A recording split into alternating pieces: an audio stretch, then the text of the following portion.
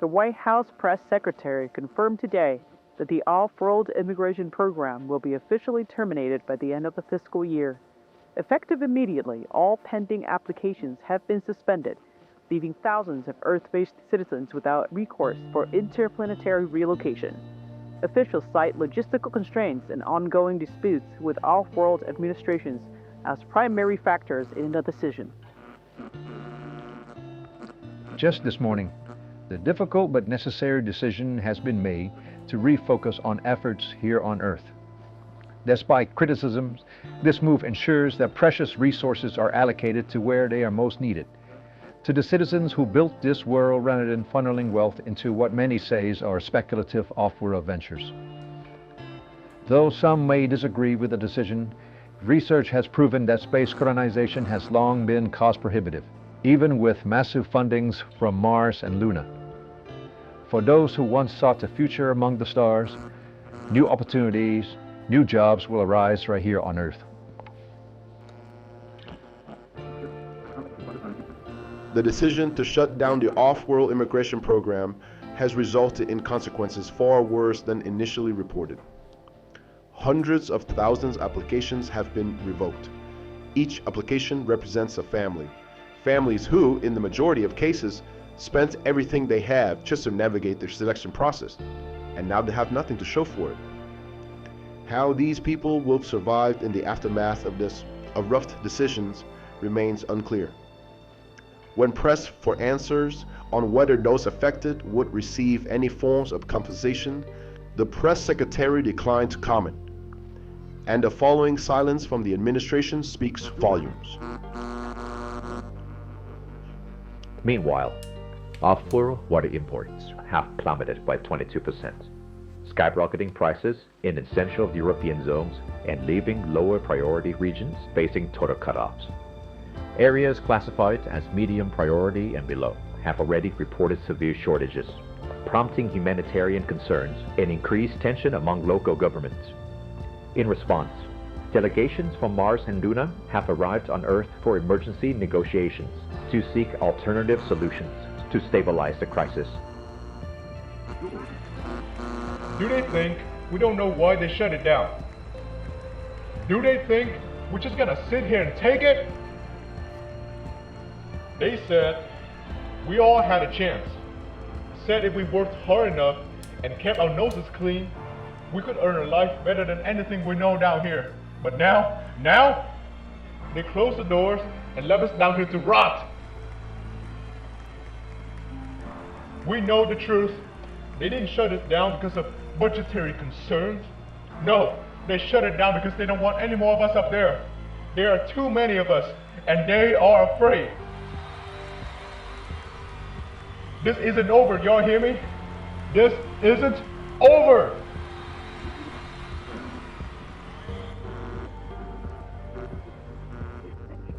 In Old Houston, Texas, the United Mars Enclave has declared martial law across all territories under its jurisdiction. The 685 square mile zone surrounding the spaceport was placed under full lockdown on Monday, following intelligence reports of a potential large-scale terrorist attack. The UME infantry unit now patrol the streets, conducting sweeps across multiple districts. Thousands have already been detained for alleged crimes against the state, though the UME has yet to release any official statement.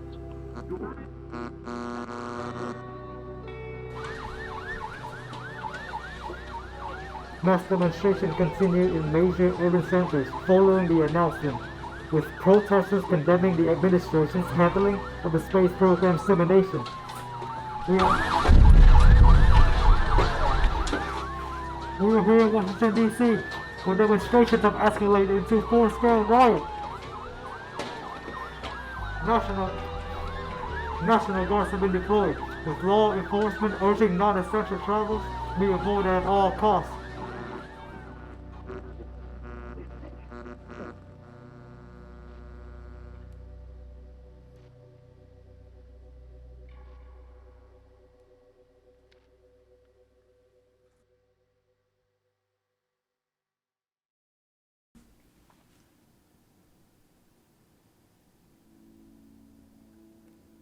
Hello? Hello? Testing? Testing. Alright, well, here goes nothing.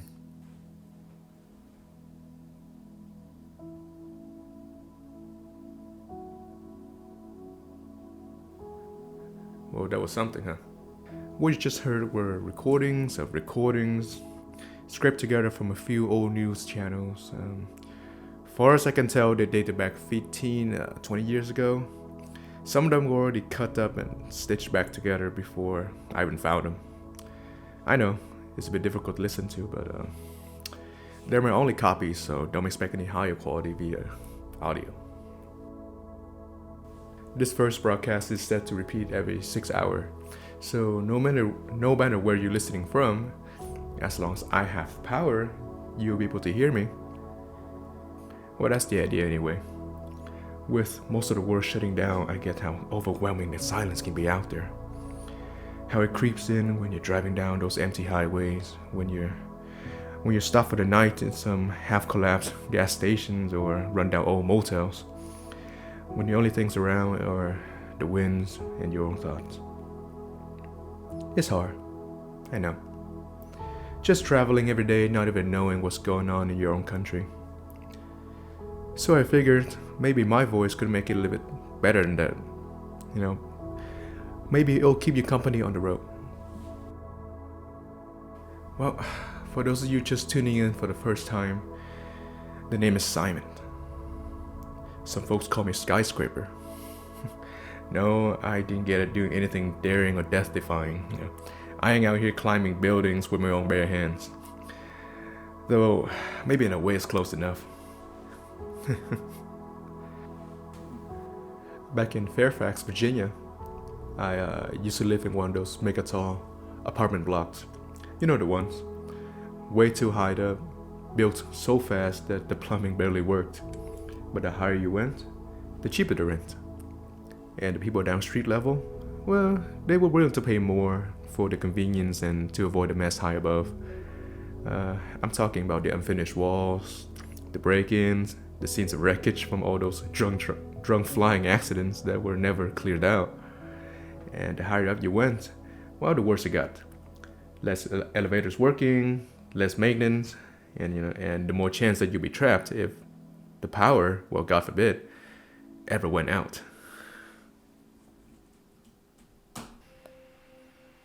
Well, just take a guess which floor I was on. Top of the world and ruler of nothing.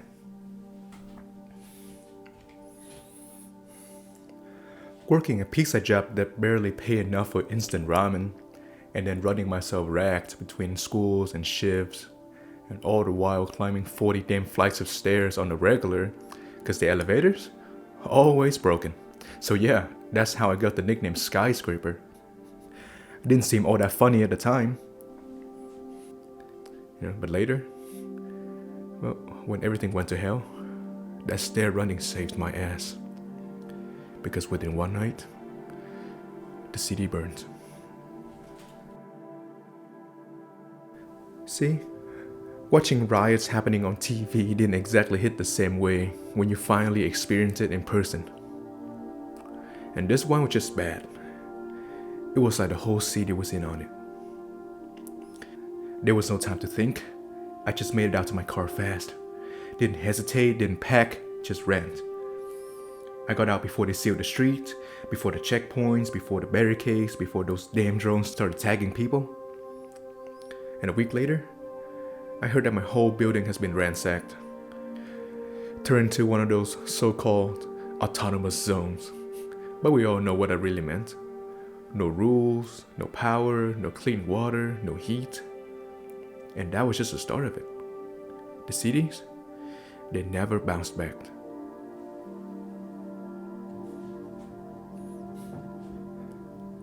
I've been on the road ever since.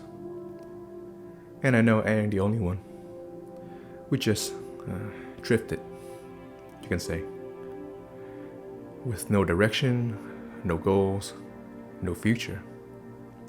Just trying to survive another day. Because what else was there? Standing in red lines? Waiting on some last-minute miracle? Some new bill from the president that fixed everything?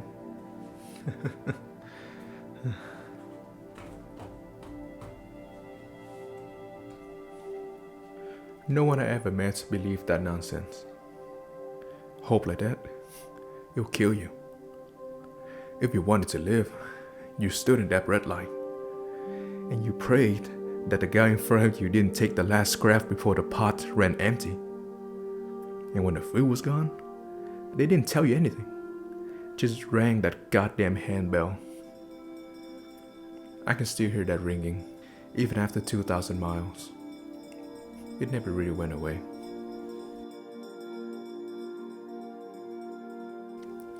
But you know what was worse than the hunger? Looking up. Seeing those starships, watching them launch, day after day after day, carrying the qualified people off-world in the final months of the space program. Oh yeah, the ships, they were still flying. Terminating all pending applications didn't mean much. They still had a backlog of millions of selected applicants to clear before shutting down the doors for good. So, for a while, from morning to night, the starships illuminated our world, and the engines carved blinding silent paths into the black. I'll admit, it was a beautiful sight. Truly it was. You couldn't help but watch those sweeping white trails glitter in the night. How they cut clean through the dark, leaving behind those long, bright scars in the sky. And when the moon hit his face, the streets would glow in that artificial light. Soft, cold, indifferent. For a moment, it almost looked like something out of a dream. Almost. But the longer you looked at it, the louder the questions became. What did they have that you didn't? What made them so damn special? Why did they get to see the cosmos, where you were left to rot down here? Why did they get to leave at all?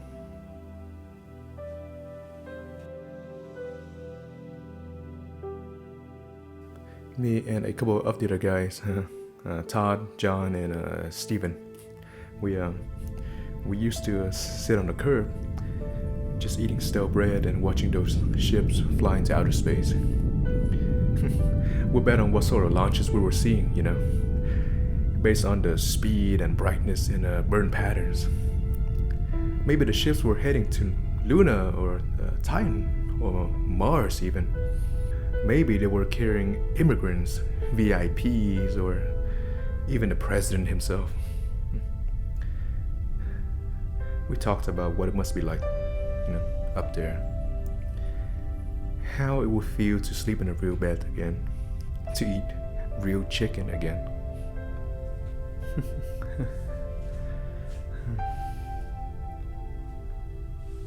Like we had any damn clue, right? Like we could have been there, up in a launch bay, boarding with the rest of them.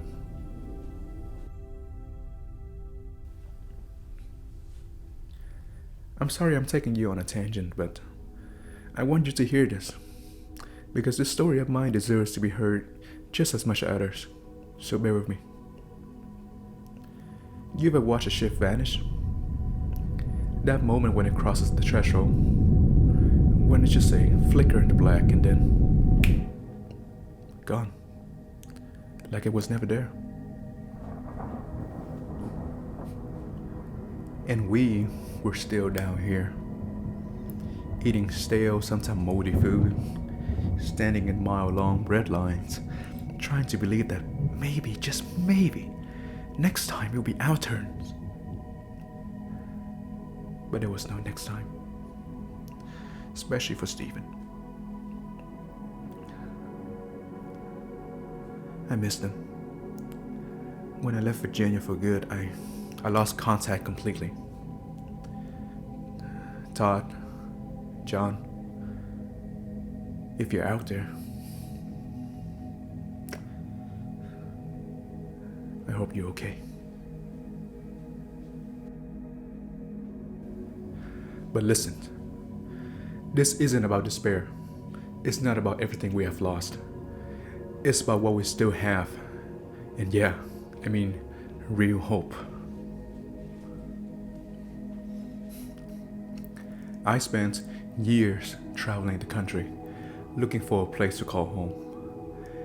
And along the way, I met people, all kinds of people.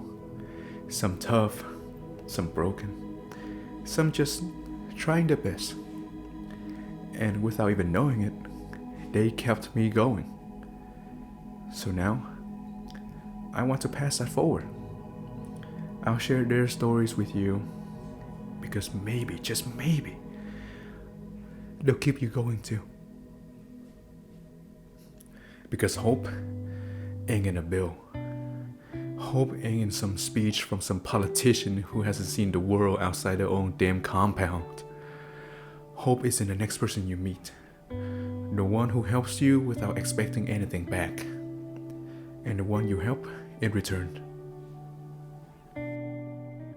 You may not see it yet, but the world is recovering. In fact, it never quite went away. We all just got too caught up in the perfectly crafted mass hysteria to notice. But just past the concrete skeletons, there is another way of life that has endured and stayed the same despite the changing time. It's harsh. It's not easy. It's something city folks like me and many others would have a very hard time adjusting to. I'll admit that. But at least, for once, it's real. And you'll get to hear those stories as I have witnessed them. And with that, I think this is enough chatter for one night, folks. I don't know about where you are, but it's 2 a.m. over here in Nevada. And if I keep talking, I might just need some toothpicks to keep my eyes open. Well, thank you for keeping me company. Whoever you are, wherever you are. I'll be here next time. Don't know when that'll be, but I'll be back. Keep your eyes on the horizon. Good night, and stay safe, everybody.